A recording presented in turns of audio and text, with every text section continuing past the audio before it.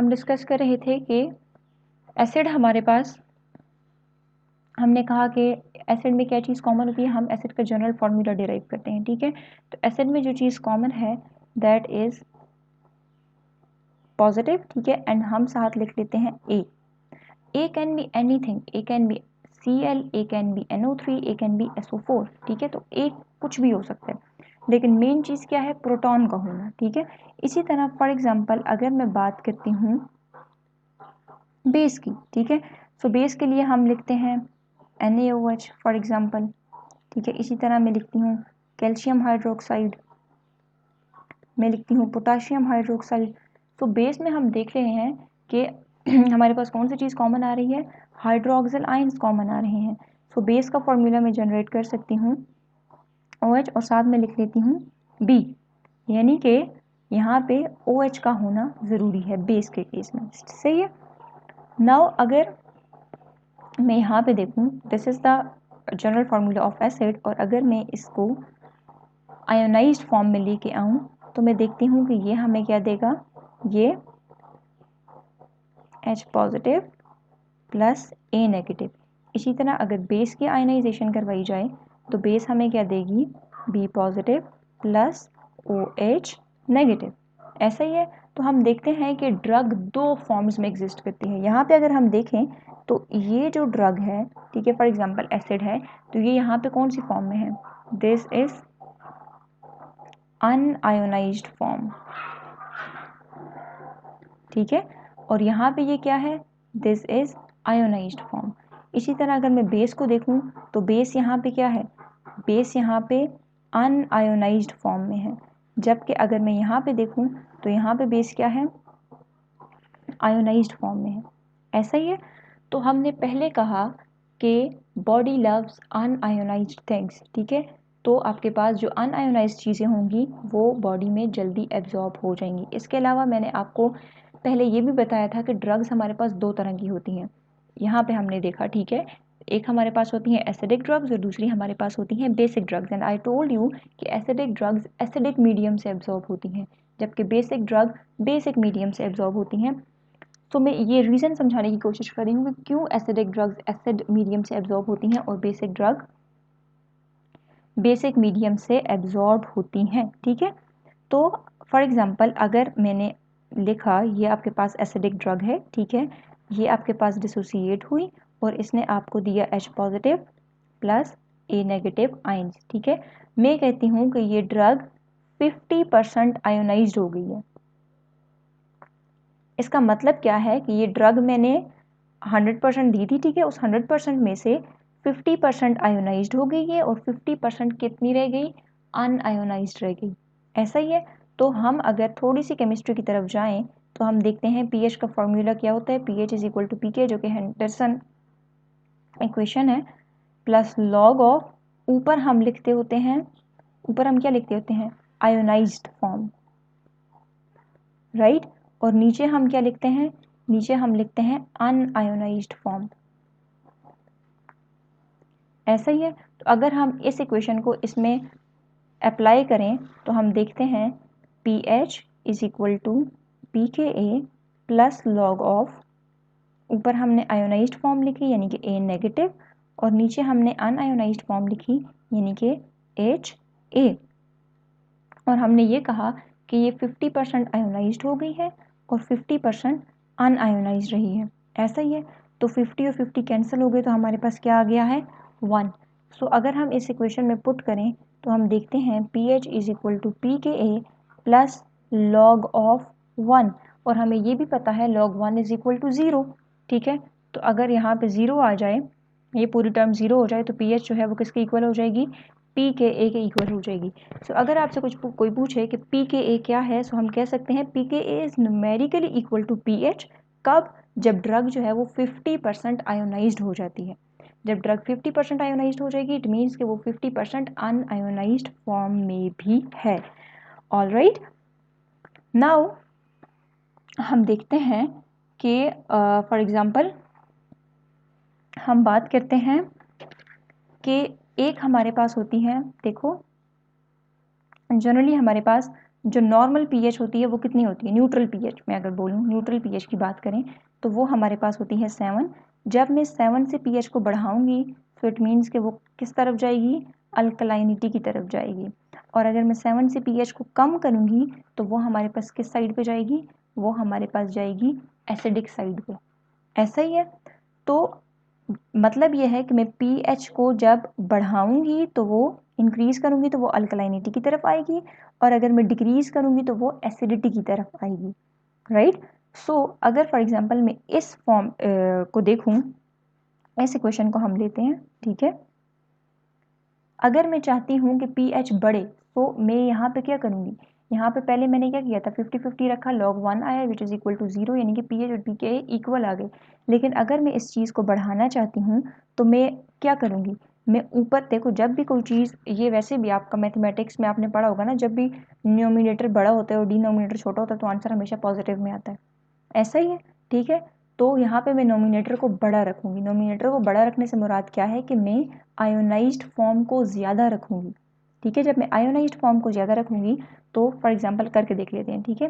P H is equal to P K A plus log, पहले मैंने log 50-50 log 1 लिया, ठीक है। अब अगर मैं लॉग लूँ 10, ठीक है, लॉग अगर मैं ऊपर 10 रखूँ और नीचे 1 रखूँ, ठीक है, तो log 10 आ जाएगा, क्योंकि 10 डिवाइडेड बाई 1 10 ही होता है, ठीक हो गया। और log 10 आपके पास किसके इक्वल होता है,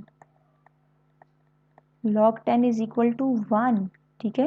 यानी कि पी के ए 1 टाइम्स बढ़ रही है, इट मीन्स कि पीएच भी बढ़ रही है। जब पीएच बढ़ेगी तो हमारे पास कौन सी साइड पे जाएगी, अल्कलाइनिटी की तरफ जाएगी, ठीक है। और फॉर एग्जाम्पल अगर मैं इसको कम करना चाहती हूँ, यानी कि एसिडिक बनाना चाहती हूँ, तो उसके लिए मैं क्या करूँगी, मैं चाहूँगी कि ये टर्म मेरे पास नेगेटिव आए।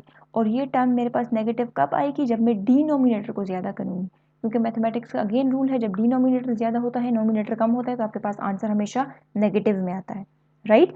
तो P H is equal to, again हम उसमें पुट करते हैं plus P K A plus log, पहले हमने रखा, पहले हमने देखो log 1 रखा था विच इज इक्वल टू 0 तो इक्वल आ गया, फिर हमने log 10 रखा। नाउ अगर हम log 1 बाई 10 रखेंगे, ठीक है, तो log 1 by 10 is equal to -1। जब ये -1 होगा यानी कि पीएच एक टाइम कम हुई है, कम होगी तो कौन सी साइड पे जाएगी, एसिडिक साइड पे जाएगी। तो मैं कहना क्या चाह रही हूँ, कहने का मकसद ये है कि दो चीज़ें मैं समझाना चाह रही हूँ। वो चीज़ क्या है कि हमारे पास हम देख रहे हैं अल्कलाइन और दूसरी साइड हम देख रहे हैं एसिडिक, ठीक हो गया। अब मैं ये कहना चाह रही हूँ कि अल्कलाइन में बेसिकली मैंने क्या किया, जब मैं अल्कलाइन करना चाह रही थी, मैं उसको बढ़ाना चाह रही थी, तो मैंने ऊपर क्या किया, ऊपर हमारे पास आयोनाइज्ड फॉर्म थी, मैंने आयोनाइज्ड को ज़्यादा किया, यानी कि log of ionised upon unionised था ना, तो मैंने इसको क्या रखा था, मैंने इसको रखा था 10/1, ऐसा ही है। और जब मैं एसिडिक बनाना चाह रही थी तो एसिडिक के केस में मैंने आयोनाइज्ड अपॉन अनआयोनाइज्ड को कितना रखा, 1/10। देखो अल्कलाइन के केस में आयोनाइज्ड फॉर्म ज़्यादा है या अनआयोनाइज्ड फॉर्म ज़्यादा है, अल्कलाइन के केस में यहाँ पे आयोनाइज्ड फॉर्म ज़्यादा बन रही है। जब आयोनाइज्ड फॉर्म ज़्यादा बन रही है तो आई told you body do not like ionised things, body को अनआयोनाइज्ड चीज़ें पसंद हैं। जब अनआयोनाइज्ड होगी तो एब्जॉर्प्शन ज़्यादा होगी। सो अल्कलाइन मीडियम में एब्जॉर्प्शन होगी या नहीं होगी, अल्कलाइन मीडियम में आयोनाइज्ड चीज़ ज़्यादा है तो एब्जॉर्प्शन नहीं होगी। अगर मैं एसिडिक की बात करूं तो एसिडिक में देखो ऊपर आयोनाइज्ड है नीचे अनआयोनाइज्ड है, तो कौन सी चीज़ ज़्यादा है, अनआयोनाइज्ड चीज़ ज़्यादा है। जब अनआयोनाइज्ड चीज़ ज़्यादा है, so I told you body loves unionised forms, so unionised है तो यहाँ पे क्या होगी, एब्जॉर्प्शन होगी। So the summary is that alkaline medium में हमारे पास क्या होता है, एक्सक्रीशन होगी, एसिडिक मीडियम में हमारे पास क्या होगा, एब्जॉर्प्शन होगी, ठीक है। और ये मैं किस केस की बात करूँ, मैंने ऊपर ड्रग कौन सी ली थी, ये वाली, ये एसिडिक ड्रग थी, ठीक है। एसिडिक ड्रग के केस में अल्कलाइन मीडियम होगा तो उसकी एक्सक्रीशन होगी और एसिडिक मीडियम होगा तो इसकी एब्जॉर्प्शन होगी। तो अब आपको समझ आ गई हमने क्यों कहा था कि एसिडिक चीज़ें एसिडिक मीडियम के अंदर से एब्जॉर्ब होती हैं और बेसिक चीज़ें बेसिक मीडियम के अंदर से एब्जॉर्ब होती हैं। वो इस वजह से होती हैं क्योंकि जो एसिडिक चीज़ होती है जब वो एसिडिक मीडियम के अंदर आती है तो उसकी अनआयोनाइज्ड फॉर्म ज़्यादा होती है। जब अनआयोनाइज्ड फॉर्म ज़्यादा होगी तो बॉडी उसको एब्जॉर्ब कर लेगी। लेकिन वही एसिडिक चीज़ जब अल्कलाइन मीडियम में जाती है, ठीक है, तो अब उसकी आयोनाइज्ड फॉर्म ज़्यादा है। आयोनाइज्ड फॉर्म ज़्यादा है तो बॉडी उसको एब्जॉर्ब नहीं करेगी बल्कि बॉडी उसको क्या करेगी, एक्सक्रीट करेगी। इसी तरह अगर हम बेसिक ड्रग्स की बात करें तो बेसिक ड्रग जब एसिड मीडियम में आएगी, एसिडिक मीडियम में, तो क्या होगा, अब बेसिक ड्रग की आयोनाइज्ड फॉर्म ज़्यादा हो जाएगी, वो एसिड मीडियम के अंदर एब्जॉर्ब नहीं होगी, जबकि बेसिक ड्रग बेसिक मीडियम के अंदर से एब्जॉर्ब होगी क्योंकि वहाँ थोड़ी अनआयोनाइज्ड फॉर्म ज़्यादा होगी। सो हम ये कह रहे थे कि समरी इज़ दैट आप लोगों ने याद रखना है कि अगर हम बात करें एब्जॉर्प्शन की, अगर हम बात करें फॉर एक्सक्रीशन, तो एब्जॉर्प्शन के लिए याद रखना है for absorption same pH is required, या हम कह सकते हैं सेम मीडियम इज़ रिक्वायर्ड। हमने बात की ना एसिडिक ड्रग्स जो हैं वो एसिडिक मीडियम के अंदर से एब्जॉर्ब होंगी, बेसिक ड्रग्स बेसिक मीडियम के अंदर एब्जॉर्ब होंगी, ठीक है। तो एब्जॉर्प्शन के लिए हमारे पास सेम pH की ज़रूरत होगी और एक्सक्रीशन के लिए हमारे पास ऑपोजिट pH की ज़रूरत होगी। और हमें ये भी पता है कि एब्जॉर्प्शन कौन कौन से ऑर्गन से होती है, एब्जॉर्प्शन स्टमक से होगी, यानी कि अगर एसिडिक ड्रग्स हैं तो वो स्टमक से एब्जॉर्ब होंगी और अगर बेसिक ड्रग्स हैं तो वो इंटेस्टाइन से एब्जॉर्ब होंगी। और एक्सक्रीशन के लिए हमारे पास सिर्फ और सिर्फ एक ऑर्गन है, दैट आर किडनीज, ठीक है। तो किडनीज के जरिए एक्सक्रीशन होती है। Now the case is that for example अगर आपके पास एक इमरजेंसी केस आ गया है, जैसे सुसाइडल अटेम्प्ट की है, कोई भी पिल्स वगैरह ज़्यादा ले ली हैं, तो उसका जो अटेंडेंट होता है वो आपको आके कहता है कि इस समय इसने जो है वो दवाई फालतू ले ली है या बहुत ज़्यादा एक्सेस अमाउंट में ले ली है, तो बीइंग अ डॉक्टर आप क्या करोगे। सो डॉक्टर का पहला क्वेश्चन हमेशा क्या होता है, नेम द ड्रग। अब ड्रग का नेम वो क्यों पूछता है, वो ड्रग एसिडिक थी या बेसिक थी, ठीक है। एंड बीइंग अ डॉक्टर ही और she must know about acidic drugs और बेसिक ड्रग्स, राइट। जब वो ये देखता है कि ड्रग एसिडिक थी या बेसिक थी, फॉर एग्जांपल अगर उसने कोई ऐसी ड्रग ले ली है जो कि एसिडिक थी, अब वो फालतू चीज़ है, एक्सेस अमाउंट में, हमने उसको बॉडी से निकालना है, तो बॉडी से निकालने के लिए हमारे पास जो ऑर्गन है दैट आर किडनीज, ठीक है। और हमने ये भी बात की किडनीज यूरिन के ज़रिए निकालती हैं, तो हम बेसिकली क्या करेंगे, यूरिन को हमने कहा ना ऑपोजिट pH चाहिए, तो अगर उसने एसिडिक दवाई ली है तो हम उसके यूरिन को बेसिक बनाएंगे ताकि वो दवाई उसकी बॉडी से निकल जाए, और अगर उसने बेसिक दवाई खा ली है तो हम उसके यूरिन को एसिडिक बनाएंगे ताकि वो उसकी बॉडी से निकल जाए। That's why I am saying that के एक्सक्रीशन के लिए हमारे पास ऑपोजिट pH रिक्वायर्ड होती है। अब आप पूछोगे कि यूरिन को एसिडिक या बेसिक कैसे बना सकते हैं, तो ऑब्वियस सी बात है बना सकते हैं। अगर आपने यूरिन को बेसिक बनाना है तो हम क्या करेंगे, सोडियम बाइकार्बोनेट IV इन्फ्यूज्ड करेंगे, ठीक है, सोडियम बाइकार्बोनेट। और अगर हमने यूरिन को एसिडिक बनाना है तो हम क्या करेंगे, हम IV इन्फ्यूजन देंगे किसकी, आर्जिनिन हाइड्रोक्लोराइड की, और फिर उसके बाद हम अमोनियम क्लोराइड लगाएंगे, ठीक है। पहले हम आर्जिनिन हाइड्रोक्लोराइड लगाएंगे, उसके बाद अमोनियम क्लोराइड लगाएंगे। तो हम एज अ रिज़ल्ट हम क्या करें, यूरिन को एसिडिफाई कर रहे हैं ताकि बेसिक ड्रग उसकी बॉडी से एक्सक्रीट हो जाए। सो आप लोगों ने ये सारी चीज़ें याद रखनी है। ये सारे थे हमारे पास ड्रग रिलेटेड फैक्टर्स, ठीक है। हमने देखा सॉल्युबिलिटी कैसी होनी चाहिए, आयनाइजेशन कैसी होनी चाहिए, पार्टिकल साइज कितना होना चाहिए, और pH which is the most important topic. और ये बात याद रखनी है कि एसिडिक ड्रग्स एसिडिक मीडियम से एब्जॉर्ब होती हैं, बेसिक ड्रग बेसिक मीडियम से एब्जॉर्ब होती हैं। ये इतना लंबा चौड़ी कहानी याद रखने की ज़रूरत नहीं है आपको। ये pH वाली जितनी भी क्वेश्चंस मैंने करवाएंगे these are not important, but कुछ बच्चों को ये होता है कि ये क्यों ऐसा होता है कि एसिडिक ड्रग्स क्यों एसिडिक मीडियम से एब्जॉर्ब होती हैं। तो मैंने आपको रीज़न बता दी कि एसिडिक ड्रग एसिडिक मीडियम से इसलिए एब्जॉर्ब होती हैं बिकॉज जब वो एसिडिक मीडियम में होती हैं तो उनकी अनआयोनाइज्ड फॉर्म ज़्यादा होती है, and I told you body loves unionized form, तो एज अ रिजल्ट वो एब्जॉर्ब हो जाती हैं। So these are the main factors. Now हम बात करते हैं पेशेंट रिलेटेड फैक्टर्स की। पेशेंट के अंदर ऐसी कौन कौन सी चीज़ें हैं जिसकी वजह से हमारे पास क्या होता है, एब्जॉर्प्शन ज़्यादा होती है, ठीक है। पेशेंट रिलेटेड फैक्टर्स की बात करें तो पहला फैक्टर हमारे पास है ब्लड फ्लो, ठीक है। जहाँ पे ब्लड फ्लो ज़्यादा होगा वहाँ पे हमारे पास क्या होगा, फिर ड्रग की एब्जॉर्प्शन भी ज़्यादा होगी। फॉर एग्जांपल हम कहते हैं इंटेस्टाइन में ब्लड फ्लो ज़्यादा होता है, एब्जॉर्प्शन भी क्या होगी, ज़्यादा होगी। ठीक हो गया। नेक्स्ट हम बात, अच्छा इसी तरह फॉर एग्जांपल कोई पेशेंट है, ठीक है, बेसिकली शॉक में क्या होता है कि जो स्किन की तरफ ब्लड फ्लो होता है वो बहुत ज़्यादा कम हो जाता है, ठीक है। जो स्किन की सबक्यूटेनियस लेयर होती है स्किन की, उसकी तरफ ब्लड फ्लो कम हो जाता है। जब ब्लड फ्लो कम हो गया है तो इस कंडीशन में अगर आप लोगों ने उसको ड्रग दी है सबक्यूटेनियसली तो क्या उसको कोई अफेक्ट होगा, नहीं होगा, क्योंकि उसके अंदर एब्जॉर्ब नहीं होगी वो ड्रग, ब्लड फ्लो ही नहीं है, ठीक है। शॉक पेशेंट्स में क्या होता है, ब्लड फ्लो स्किन की तरफ कम हो जाता है। जब ब्लड फ्लो कम है तो आप ड्रग भी सबक्यूटेनियसली दे रहे हो तो एब्जॉर्प्शन नहीं होगी, ठीक है। इसी तरह दूसरा फैक्टर हमारे पास है सरफेस एरिया। तो जिस जगह का सरफेस एरिया ज़्यादा होगा वहाँ पे एब्जॉर्प्शन भी ज़्यादा होगी। Again the example is intestine, ठीक है। इंटेस्टाइन का सरफेस एरिया ज़्यादा होता है तो वहाँ पे एब्जॉर्प्शन भी ज़्यादा होगी। ठीक हो गया।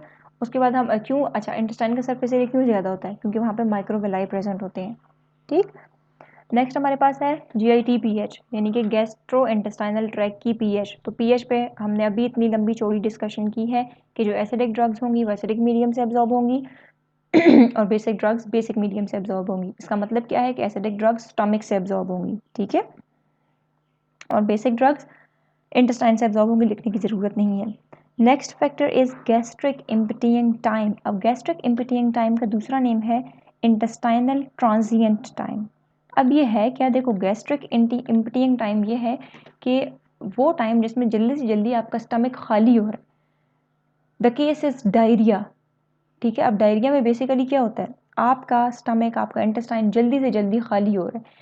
जब वो जल्दी से जल्दी खाली हो रहा है तो वो जो ड्रग वो स्टमक और इंटेस्टाइन में है वो भी बॉडी से निकल रही है, ठीक है। जब वो उसको बॉडी में खड़े होने का मौका ही नहीं मिल रहा, जब वो बॉडी में रह ही नहीं रही है तो वो एब्जॉर्ब कहाँ कैसे होगी, ठीक है। तो अगर कहने का मकसद ये है कि जब गैस्ट्रिक एम्प्टीइंग टाइम ज़्यादा हो जाता है तो आपके पास एब्जॉर्प्शन कम हो जाती है, क्योंकि ड्रग मतलब ज़्यादा से ज़्यादा बॉडी से बाहर निकल रही है तो उसकी एब्जॉर्प्शन नहीं हो रही है। उसके बाद आपके पास रूट बहुत इंपॉर्टेंट है, ठीक है। अभी चल के आगे हम पढ़ते हैं रूट्स कौन कौन से होते हैं, लेकिन रूट आप लोगों ने याद रखना है जो हमारे पास IV रूट होता है, यानी कि इंट्रावीनसली जब आप किसी भी ड्रग को एडमिनिस्टर करते हो तो उस दौरान एब्जॉर्प्शन मैक्सिमम होती है। ये क्यों होती है ये हम आगे चल के पढ़ते हैं, ठीक है। लेकिन याद रखना है जो IV रूट होता है उसके थ्रू एब्जॉर्प्शन मैक्सिमम होती है। देखो एब्जॉर्प्शन बेसिकली क्या है, ड्रग को ब्लड तक पहुंचाना। तो अगर आप डायरेक्ट ड्रग को ब्लड में डाल रहे हो तो एब्जॉर्प्शन भी तो ज़्यादा ही होगी ना। नेक्स्ट हमारे पास है एक्सप्रेशन ऑफ P ग्लाइकोप्रोटीन। अब P ग्लाइकोप्रोटीन हमारे पास क्या है, याद रखना है ये हमारे पास ट्रांस मेम्ब्रेन ट्रांसपोर्टर्स होते हैं। इनका काम क्या होता है कि ये ड्रग को सेल्स से दोबारा गट की तरफ, बेसिकली हमने फॉर एग्जांपल ऑरली ड्रग ली है तो वो हमारे गट में थी, ठीक है, गट से हमारे सेल्स तक गई है तो ये क्या करते हैं, सेल से दोबारा गट तक भेज देते हैं।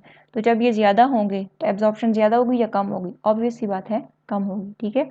जब P ग्लाइकोप्रोटीन ज़्यादा होंगे तो एब्जॉर्प्शन कम होगी, ठीक है। उसके बाद हमारे पास है bio availability which is the most important factor, ठीक है। अब बायो अवेलेबिलिटी के बारे में आप लोगों ने याद रखना है। पहले हम देखते हैं बायो अवेलेबिलिटी है क्या। देखो हमारा बेसिक मकसद है हमने ड्रग को ब्लड तक पहुंचाना है, ठीक है, किसी भी रूट से हमने ड्रग को ब्लड तक पहुंचाना है ताकि वो उसको टिश्यूज़ तक लेकर जाए, ऐसा ही है। अब हमने ये भी कहा कि ड्रग आपके पास दो तरह की होती है, आयोनाइज्ड ड्रग्स होती हैं, अनआयोनाइज्ड ड्रग्स होती हैं, और यानी कि एसिडिक ड्रग्स होती हैं और बेसिक ड्रग्स होती हैं, ऐसा ही है। अब हमने ड्रग बॉडी के अंदर डाली और वो ब्लड तक पहुंची तो हम देखते हैं कि वो फ्रैक्शन जो ब्लड तक पहुंची है अनचेंज्ड, या फिर आप ऐसे कह लो amount of drug in systemic circulation, यानी कि ब्लड, आपने ड्रग को बॉडी के अंदर इंड्यूस करवाया तो वो ब्लड तक कितनी अमाउंट में पहुंची वो आपके पास है बायो अवेलेबिलिटी। और अभी मैंने पहले आपको कहा कि जब आप लोग IV इंजेक्ट करते हो किसी भी ड्रग को तो IV में याद रखना है बायो अवेलेबिलिटी 100% होती है। इसका मतलब क्या है, देखो बायो अवेलेबिलिटी क्या है, ब्लड के अंदर ड्रग की प्रेजेंस, ठीक है। तो जब आप लोग डायरेक्ट ब्लड के अंदर ड्रग को डाल रहे हो तो उसमें तो 100% प्रेजेंट होना ही है ना। तो आईवी के दौरान बायो अवेलेबिलिटी हमारे पास क्या होती है, 100% होती है। अब ऐसा क्यों होता है, बाकियों में 100% क्यों नहीं होती है? बाकियों में 100% इसलिए नहीं होती है क्योंकि वहाँ पे होता है first pass metabolism. First pass metabolism क्या है कि आपने ड्रग ली ऑरली, ठीक है, वो आपके एसोफेगस से होती हुई कहाँ पे जाएगी, स्टमक के पास जाएगी, ठीक है। अगर तो एसिडिक ड्रग होगी तो वो एब्जॉर्ब हो जाएगी, इसके अलावा वो आपके पास जाएगी इंटेस्टाइन में। बेसिक ड्रग होगी तो वो एब्जॉर्ब हो जाएगी, ठीक है। अब ऑरली ली, स्टमक में गई, स्टमक से इंटेस्टाइन में, ठीक है। उसने शामिल कहाँ पे होना है, ब्लड में, ठीक है। अब वहाँ से ये जाएगी पोर्टल सर्कुलेशन में, पोर्टल सर्कुलेशन से ये जाएगी लिवर के अंदर, लिवर के अंदर ये मेटाबोलाइज होगी, ठीक है। और फिर ये जो है वो आपके पास सिस्टमिक सर्कुलेशन यानी कि ब्लड में इंटर होगी, राइट। तो ये एक पूरे सिस्टम के तहत आ रही है। तो हो सकता है कि आपने जितनी अमाउंट ड्रग की दी है वो स्टमक में एसिडिक मीडियम की वजह से थोड़ी बहुत तोड़ फोड़ हो गई उसकी, इंटेस्टाइन में बेसिक मीडियम की वजह से थोड़ी बहुत तोड़ फोड़ हो गई इसकी, उसके अलावा लिवर ने भी उसको मेटाबोलाइज कर दिया, तो वो कभी भी 100% आपके ब्लड में नहीं जाएगी जब तक आप उसको डायरेक्टली ब्लड में इंजेक्ट नहीं कर रहे हो, ठीक है। तो this is called first pass effect या फिर फर्स्ट पास मेटाबॉलिज्म। तो अगर हम बात करें कि अगर फर्स्ट पास मेटाबॉलिज्म ज़्यादा हो, ठीक है, एब्जॉर्प्शन ज़्यादा होगी या कम होगी, या हम कह सकते हैं कि बायो अवेलेबिलिटी ज़्यादा होगी या कम होगी, तो याद रखना है बायो अवेलेबिलिटी कम होगी। क्यों? क्योंकि देखो फर्स्ट पास मेटाबॉलिज्म आ गया ना, यानी कि उसको स्टमक भी तोड़ फोड़ रहा है, इंटेस्टाइन भी, लिवर भी, तो फर्स्ट पास मेटाबॉलिज्म अगर ज़्यादा होगा तो बायो अवेलेबिलिटी कम होगी। और जब बायो अवेलेबिलिटी कम है तो बायो अवेलेबिलिटी तो बेसिकली एब्जॉर्प्शन है, ठीक है, ब्लड में ड्रग का प्रेजेंट होना, तो वो हमारे पास बायो अवेलेबिलिटी भी कम होगी। और अगर बायो अवेलेबिलिटी की बात करें तो बायो अवेलेबिलिटी आपके पास डिपेंड करती है रूट के ऊपर, ठीक है। अगर तो IV दिया 100% बायो अवेलेबिलिटी होगी, बाकी रूट्स के थ्रू बायो अवेलेबिलिटी कम होगी। Is that clear? अच्छा, इसको ग्राफिकली देखें, ठीक है। फॉर एग्जांपल हम ये एक ग्राफ ड्रॉ करते हैं, ये आपके पास प्लाज्मा कंसंट्रेशन है और यहाँ पे आपके पास है टाइम, ठीक हो गया। तो फॉर एग्जांपल ये एक ग्राफ ये है एंड एक आपके पास ये है। तो अगर मैं आपसे पूछूं कि देखो ये है प्लाज्मा कंसंट्रेशन, तो यहाँ पे किसकी प्लाज्मा कंसंट्रेशन ज़्यादा है, ऑब्वियस सी बात है इसकी प्लाज्मा कंसंट्रेशन ज़्यादा है और इसकी प्लाज्मा कंसंट्रेशन कम है, यानी कि इसकी बायो अवेलेबिलिटी ज़्यादा है और इसकी बायो अवेलेबिलिटी कम है। तो अगर मैं आपसे पूछूं कि इसमें IV कौन सा है और ओरल कौन सा है, ठीक है, तो ये वाला एरिया अंडर इस ग्राफ के जितना भी एरिया होगा ये हमारे पास होगा IV, और इस ग्राफ के अंदर जो होगा वो आपके पास ऑरली हो सकता है या बाकी किसी भी रूट के थ्रू हो सकता है, ठीक है। जिसमें प्लाज्मा कंसंट्रेशन ज़्यादा होगी उसका मतलब है कि ये हमारे पास IV के थ्रू ड्रग इंड्यूस करवाई गई है बॉडी के अंदर।